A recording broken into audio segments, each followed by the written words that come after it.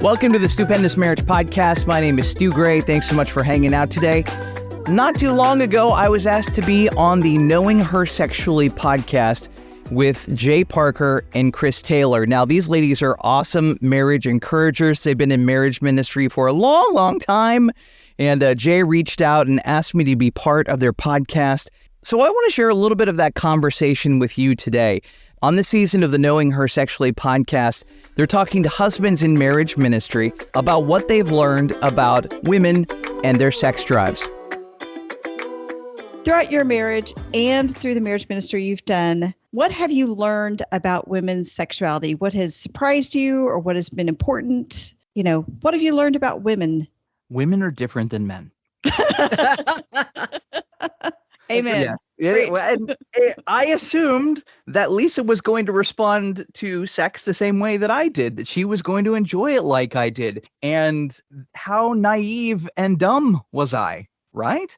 Wow, learning to love someone who doesn't enjoy sex like I do is a big deal. And making space for that and knowing that she needs emotional connection. I mean, I'm still learning. We both work in the house. I work upstairs. She works downstairs, and she wants this emotional connection. So she'll come up and she'll plant literally right in front of my desk here. And I'm annoyed. I'm like, I'm in the middle of something. I'm doing work. I'm working on. And she wants to talk. And here's what's going on. And here's what our son is doing. And this is what we're doing today. And blah, blah, blah. I'm like, great. Okay, good. Okay, cool.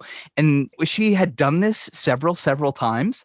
And I'm just being annoyed. Why does she keep coming up here? And finally, we have the conversation, and it just happened like several months ago. She wants me to come down and connect with her when I'm like working, because we're working in the house, because I can, make one flight of stairs down and like walk into her office and go, how you doing? Here's what I got going on today. What are you trying to, make happen? And what's in your world? And let's have coffee. And go figure that's loving her. She wants to connect with me more than just in bed. She wants to have an emotional, real conversation. She just wants to check in. She's not checking up on me by any means, even though that's not a bad thing, but she just wants to be in my life. And I have a friend who nearly lost his marriage because he would say to me, she doesn't want to hear what's going on at work. She knows what's going on at work. I do the same thing over and over and over.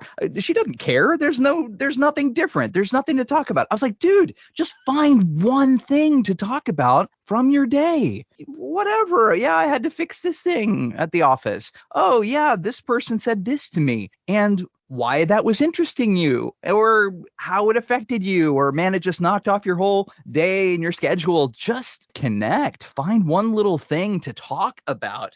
That was just eye-opening for me. I was like, I am totally missing it. I know this intuitively. I'd read that for years, and I know that I know this, but then when Lisa sits in front of me, I totally miss it. So I'm still a moron, and I'm still learning and still moving forward and trying to be a better husband myself. It's a marriage-long journey. It is.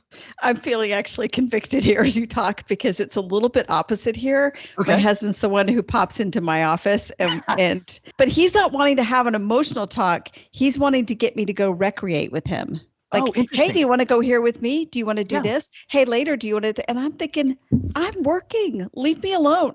That's so awesome. That is so funny. I love that. So how have you guys got past that? Have you? They haven't. We haven't. I'm still a moron too, apparently. I love it.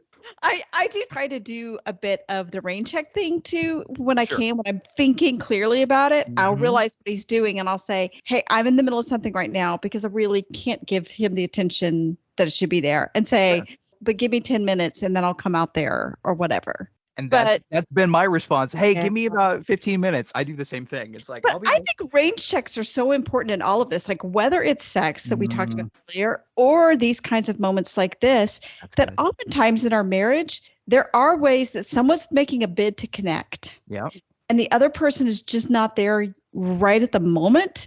And then we can get upset because it's not happening right when we expected it to or wanted it to, when really the answer is not no. The answer is not now. And let's figure out a better time. I really had a great time talking with Chris and Jay. You can check out the whole conversation at khsministry.com or check for the Knowing Her Sexually podcast in your favorite podcast player. Just scroll through. There's some great episodes there. Also, look for Jay. She is at hotholyhumorous.com, and Chris Taylor writes at honeycombspice.com.